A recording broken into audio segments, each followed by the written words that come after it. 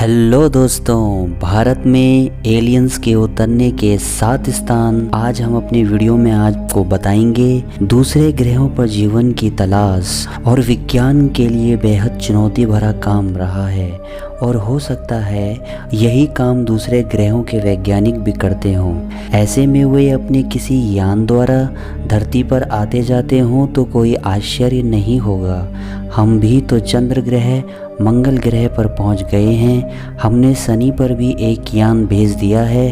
अब किसी न किसी दिन मानव भी उन यानों में बैठकर जाने की हिम्मत करेंगे। वैज्ञानिकों के लिए सबसे बड़ा सवाल यह है कि यह कोई इंसान जिस प्रकार से बगैर किसी ग्रह के जीवन जी रहे हों, वे इसी तरह अपना संपूर्ण जीवन यान में ही गुजार देते हों। जो भी हो, दुनिया भर के वैज्ञानिकों में इस वक्त ग्रह के प्राणियों का धरती पर आने को लेकर शोध बढ़ गया है। हर देश का वैज्ञानिक इस खोज में लगा हुआ है कि क्या सचमुच अपने देश में भी एलियंस आए थे, क्या किसी ने इसे देखा है। हिमालय में रहते हैं एलियंस। विश्व भर के वैज्ञानिक मानते हैं कि धरती पर कुछ जगहों पर छुपकर रहते हैं दूसरे ग्रह के लोग। उन जगहों में एक हिमालय भी है।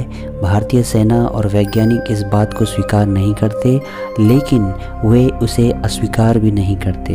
हिस्ट्री चैनल्स की एक सीरीज में इसका खुलासा किया गया। भारतीय सेना और भारत तिब्बत सीमा पुलिस ITBP के जवानों ने 1910 में जम्मू और कश्मीर के लद्दाख क्षेत्र में कुछ अनजानी UFO के देखने की जानकारी दी थी, लेकिन बाद में इस खबर को दबा दिया गया। पहली घटना थी 20 अक्टूबर 2011 की, जब रात की ड्यूटी कर रहे किसी भारतीय सेना के एक जवान ने तस्तरी के आकार का एक चमकती रोशनी से आच्छादित एक अंतरिक्ष यान सीमा रेखा के नज़दीक एक सीमांत बस्ती में उतरते देखा। 2 प्रकाशक उत्सर्जक करीब 3 फुट ऊंचे जीव और उसमें प्रत्येक के 6 पैर और 4 आंखें थी। यान के करीब से एक ट्यूब से उतरते वो जवान के पास पहुँचे और अंग्रेजी के भारी भरकम उच्चारण के साथ जोग्र ग्रह का रास्ता पूछा। हालांकि इस घटना में कितनी सच्चाई है यह कोई नहीं जानता।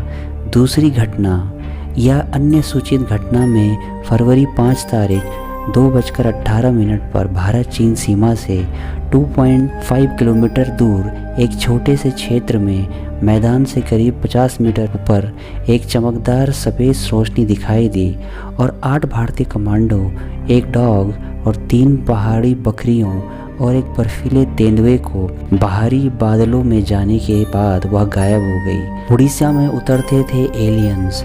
इस बात का पता एक ताड़पत्र की खुदाई से पता चला है। वर्ष 1947 में भारत के आज़ाद होने के कुछ माह पश्चात UFO को उड़ीसा के न्यायगढ़ जिले में उतरते देखे जाने की बात कही गई। एक स्थानीय कलाकार पंचानन मोहरन्ना ने इस घटना को ताड़पत्र पर खुदाई कर दर्ज किया था। इस घटना के बाद न्यू मैक्सिको के पास एक संदिग्ध रोजवेल की घटना हुई थी, जिसके बाद से अमेरिकी वायुसेना ने दुर्घटना स्थल से एक उड़न तस्त्री को बरामद करने का दावा भी किया था।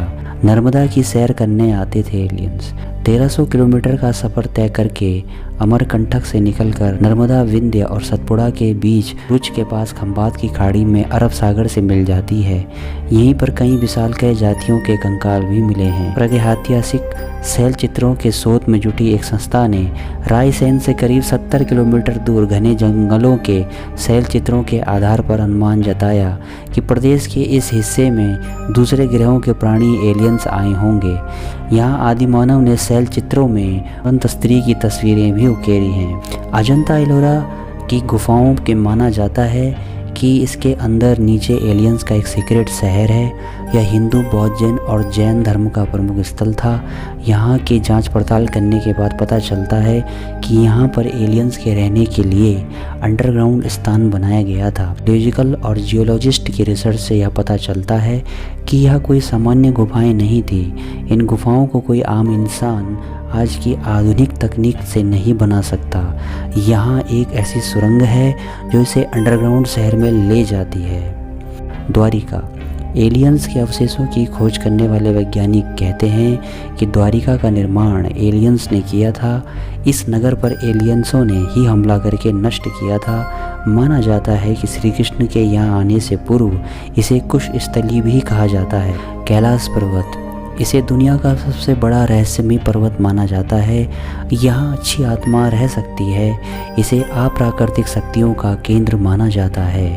यह पर्वत पिरामिड नुमा आकार का है। वैज्ञानिकों के अनुसार यह धरती का केंद्र है। रसिया के वैज्ञानिकों के अनुसार एक्सिस मुंडी वह स्थान है जहाँ अलौकिक शक्ति का प्रभाव होता है और आप उन शक्तियों के साथ संपर्क कर सकते हैं। दोस्तों, यह वीडियो आपको कैसा लगा यह कमेंट बॉक्स पर ज़रूर लिखें और चैनल को सब्सक्राइब ज़रूर करें।